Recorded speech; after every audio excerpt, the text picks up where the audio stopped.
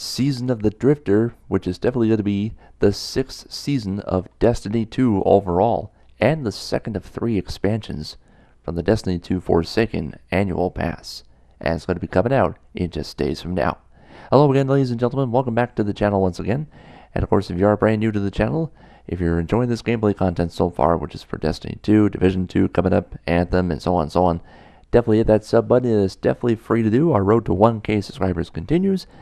Definitely free here on YouTube, instead of just going on Twitch and paying like $5 over there, which I never go there for. And just joking. And anyway, if you are a subscriber as well, hit the notifications button by hitting that bell to stay up to date on all the gameplay content on this channel. And of course, a rating is greatly appreciated, which is definitely a thumbs up. So without further ado, let's just get right into it. So again, on March 5th, all eyes will be on the Drifter. He'll be taking center stage, and he'll be hosting the 6th season of Destiny 2 overall, and of course, expansion 2 of 3 from the Destiny 2 Forsaken annual pass. So for every player on Destiny 2, Season of the Drifter is going to bring a new offering of rewards and challenges. So of course, the ranks such as Crucible, Gambit, and Vanguard will all reset. And of course, new pinnacle weapons will beckon the Guardians to reach their maximum potential again. So originally, for a Season of the Forge, max power level went up to 650. And now for a Season of the Drifter, it's going up another 50 points. So that means the max power level will actually go up to 700. The character level will stay at 50. Now, the first spring event for Destiny is going to reveal a familiar forest in bloom with fresh loot. And across the spectrum of action activity, you'll definitely earn more power, which we just talked about a moment ago, new triumphs, new lore, and a lot of vanity. Now, of course, players that own the Destiny 2 annual passes will definitely receive the second extension of the Destiny endgame. And again, it's going to be the Drifter who will be your dealer with evolutions of that little game that he calls Gambit and a dangerous alliance with the 9. We'll explain that in just a second. Now, also, Bungie did release the 8-minute ViDoc called Season of the Drifter. Now, we're not going to play it on here because the screen's not big enough, and B, it's an 8-minute video there. So what I will do is post a link for that ViDoc in the description box below. So definitely check that out. Now, of course, with the beginning of the new season, the calendar for the year of gameplay eventually began with Forsaken, and has definitely received updates with some new details for you to ponder. Well, now with Season of the Drifter right around the corner, which, like I said, begins March 5th, and I'm going to a little carried away here. Anyway, so here's what happened for Season of the Drifter. Now, Season of the Forge, it's over. Let's not worry about that. Let's worry about the Drifter right here. So beginning in March, we'll start with the free seasonal updates right here. Starting with Gambit over here. We're definitely going to get some new maps here and private matches. And we'll explain all those in just a second. Power increase we just talked about. And new vanity rewards. For annual pass content holders, you'll be taking part in Gambit Prime. And like I said, we'll deal with that in a minute. You'll be getting weapons and gear from the Prime. And a brand new event called The Reckoning. And again, we'll get to that shortly. Now, once we move on over to April, we'll be having our first of 2 exotic quests from Season of the Drifter. So there will be an exotic quest coming in April. We don't know when that will be. Also, we'll have new triumphs and lore books on the way, along with new rank rewards you'll get as well. So that's for the free seasonal updates for April. Now, also in April, for the AP content holders, Invitations of the 9. That's definitely a new one there. Now, originally they were called Xur bounties, but we'll explain that shortly. Same as before, triumphs and lore books. That's the same for the seasonal updates here. And new maps and private matches for Gambit Prime will continue for the month of April. And then once we get into May, head into the end of the Season of the Drifter. Coming up in May for the free seasonal updates category, we have the Revelry. I think I pronounced that right. Excuse me, sorry about that. Arc Week, I have no idea about that. I don't even know how that works.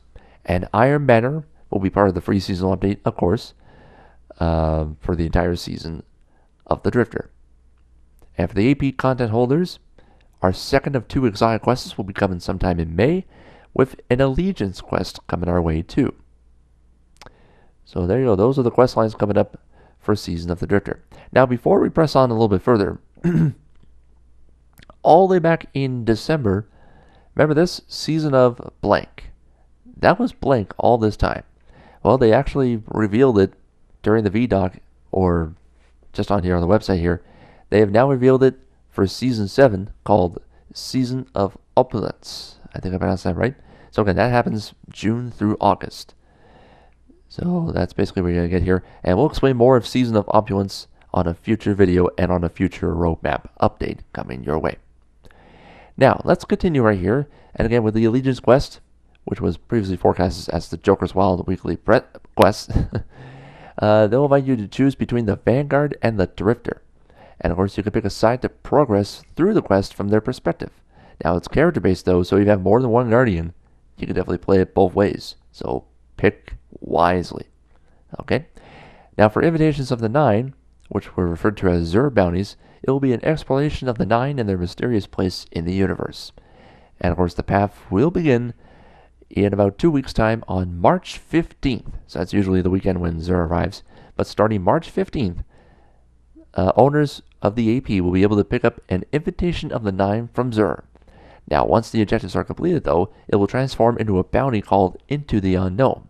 Now, those will be available to complete once per character, and it's similar to the bounties that you eventually get at the beginning of Forsaken for completing an activity with a full gear set. So, for example, all the way back in Destiny 2 Forsaken, let's say, for example, if you have the full Vanguard gear set, I'm pretty sure the Vanguard gear set, that's the Vigil of Heroes gear set.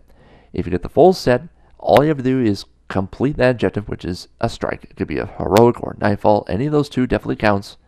Once you get that completed, you'll be able to get your powerful gear rewards. Now, week over week for 9 weeks, you'll collect some new lore and powerful rewards. Now, again, the rest of the Season of the Drifter packs will specify new combat specialties to embrace and new challenges for you to master. That's for AP holders as well. Now, this journey will roll out over time, but the Drifter will have plenty of action for players to experience it on day 1. Alright, so there you go. That takes care of that situation. And before we wrap this all up, here's your upcoming calendar events for Season of the Drifter. So coming up in a few days' time on March 5th, we have Gambit Prime, which is called New Arcadia, and private matches, which is going to be Gambit. Plus, we'll have Tier 1 of Reckoning coming your way. So that takes place March 5th. Then on March 8th, it's Tier 2 of Reckoning. And then we have 2 big events coming your way on March 12th. And that's actually going to be the day where we play Division 2. Spoiler alert, I'm going to be playing Division 2 on day 1. Never mind. Anyway, right along. Okay, that's just a joke. No, I'm going to be playing Division 2 and a little bit of Destiny 2 as well. So coming your way on March 12th, we have 2 big events on the way. We have another Gambit Prime event, which is called Deep 6. And we have an Allegiance quest for the Vanguard. And yeah, you remember this weapon from Destiny 1? Well, it's coming back on March 12th. The Thorin quest returns. Good luck.